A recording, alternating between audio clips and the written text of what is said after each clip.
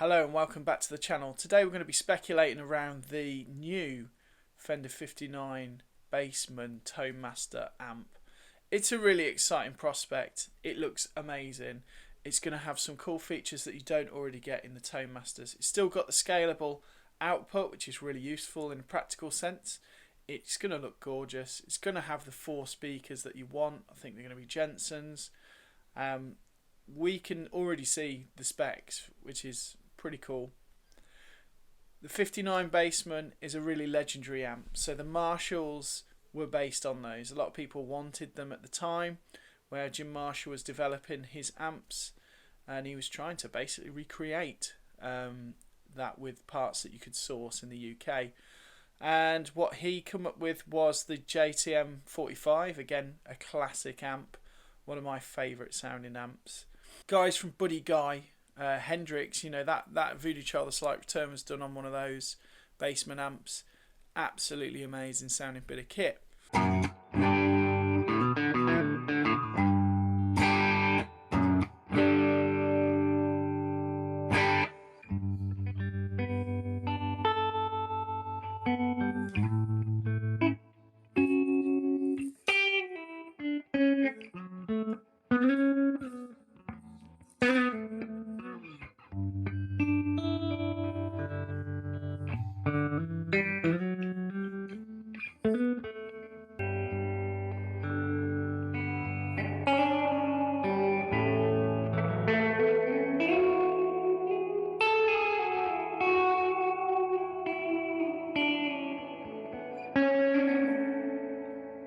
Tonemasters in general are an absolute weapon. They're a great solution to many of our problems. They're lightweight, turn up to the gig, you've still got an amp in a room if you need an amp in the room. A really, really lovely thing. They do one thing only, and that's the sound of that they're modelled on. You can firmware update. The customer support's pretty good, so if you have a problem with one, they'll Fender get embarrassed and sort it out. So it's one of them things where as a working musician they're really great. One of the problems that I could foresee for working musicians is the price. So they're £1,500, and for £1,500 you can get a couple of great amps. You could get, well, let's have a quick look at what you can get for £1,500. On the used market there's some fantastic stuff, and very serviceable. On the brand new market, you've got these. For £1,500, you should get a really good modelling unit, like a Helix or a Quad Cortex, or you know the Fender Tonemaster Pro. I think they're a little bit more pricey, but by the looks of this, it features an effects loop. An effects loop is something that you will see on amps that. On many modern amps, you wouldn't normally see that on a 59 Bassman, of course.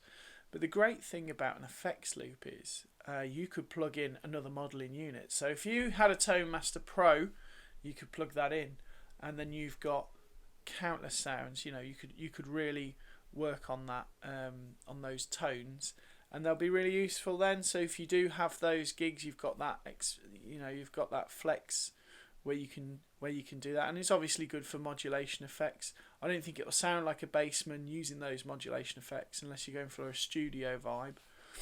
But it's interesting that they've put that in. I know that that's a deal breaker for a lot of people. A lot of people love an effects loop, and it's always the biggest complaint about the current lineup of Tonemasters.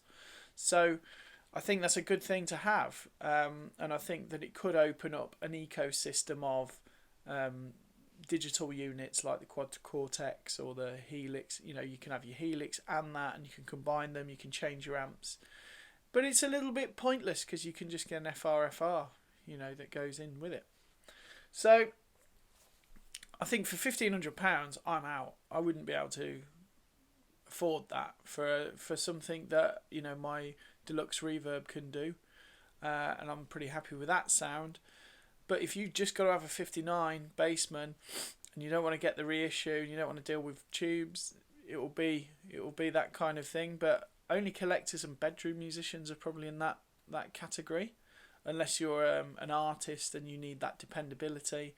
But then when you're at that level, you're using tubes, you know what you're doing, you've probably got a techie on hand. So I'm not sure where it's going to sit in the market, if I'm being honest. What I would like to know is, as a community of people, what do you think? Could you please put something in the comment if you've got an idea of what's going to happen with this amp? Is it going to be a flyer? Like a lot of the models that Fender have brought out with the Tonemaster, a lot better priced. Is that going to be the way to go? Or is it going to be a bit of a disaster for them? I don't know.